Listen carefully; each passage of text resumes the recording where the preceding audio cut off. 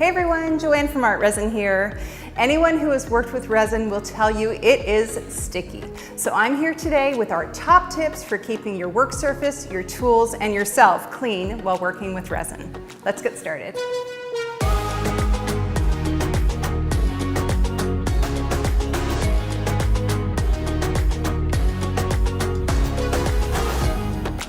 So everyone's heard the expression, it's all in the prep work, and the same is true when it comes to working with resin. So the first thing you're going to want to do is to wear an apron or old clothes to protect your clothes from resin drips. And that goes for your shoes as well. I can't tell you how many drips I've had on socks and shoes over the years.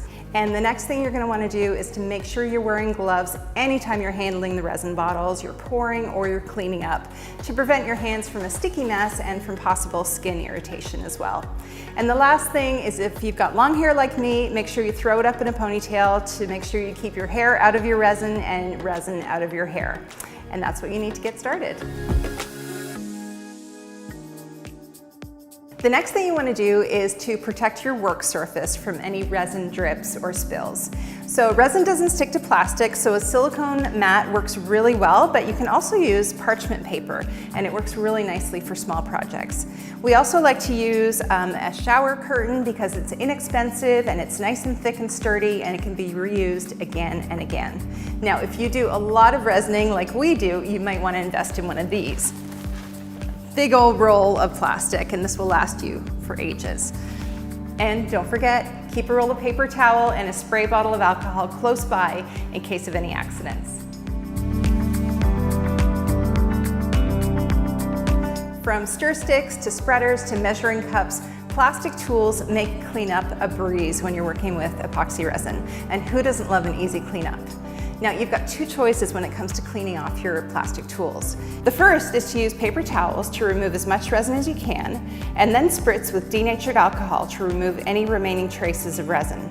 Repeat these steps as often as necessary. When there's no more residue left, wash your tools in hot soapy water and allow to dry thoroughly before using them again. Or you can lay your wet tools on a plastic surface overnight and allow the resin to cure. The next day, the resin will peel right off.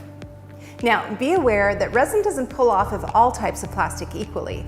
It pulls off much easier from this bendable polypropylene type of plastic, as opposed to this brittle acrylic type of plastic, the kind that would probably crack if you dropped it. Here, let me show you.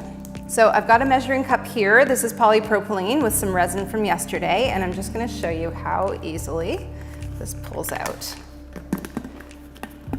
It's nice when it comes out in one pull, which happens sometimes. Yeah, there you go. This is absolutely clean inside, and I can use this right away. Okay, so here's the other one. This is this acrylic type of plastic. So it still peels off, but it's a little bit harder than the other one. And it's still all stuck inside. I don't know if you can see how shiny it is. It broke apart. And there's a really thin film here, and you really have to get a sharp tool and kind of dig it out. So if you want to keep life easy, I'd really suggest using the softer, bendable polypropylene type plastic for your measuring cups. Now, the best way to keep your hands clean is to wear your gloves anytime you're handling resin. If you do accidentally get some on your skin though, you're going to want to remove it immediately. An exfoliant hand cleaner from the hardware store works really nicely, but in a pinch, you can make a scrub using poppy seeds or salt and some liquid soap to remove the resin. Then rinse your hands well with hot water. And remember, never use alcohol or acetone or even vinegar to remove resin from your hands. It can break down the resin, which allows your skin to absorb it, and we don't want that. Now let's talk about how to clean up resin drips on the back of your piece. Now, the best way to avoid them is to tape off your piece before you resin with a good quality painter's tape. As gravity pulls the resin down the sides, drips are going to start to accumulate along the bottom of your piece. The tape is going to catch these drips, and once the resin's dry to the touch, you can pull the tape off and the drips right along with it.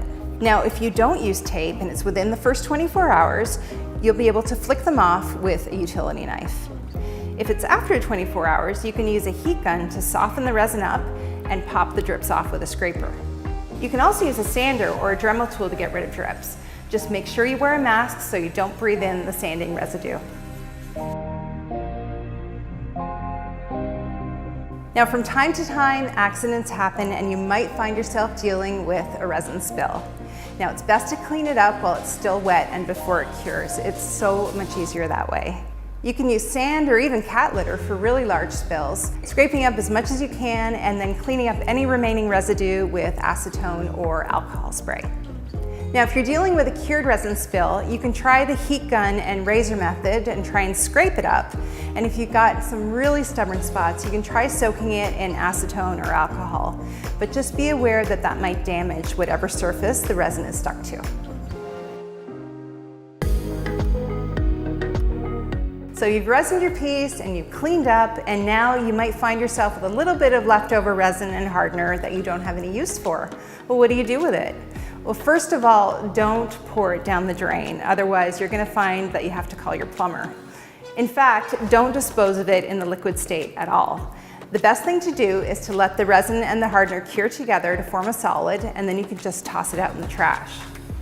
Another option is to drain your resin and hardener into newer bottles. So you can either stack the bottles one on top of each other, or if you feel more comfortable, you can use a funnel. Either way, once the bottles are drained and they're empty, you can put them straight into the recycling. But the fun doesn't have to stop there. We've got lots of tips on our website on how to use up leftover resin. So remember, anytime you're working with epoxy resin, it's easy to keep your tools clean, your work surface clean, and yourself clean with a few easy steps. We hope you've enjoyed this video. Don't forget to hit subscribe, and if you have any questions or any tips you'd like to share, please leave them in the comments below. We'll see you next time.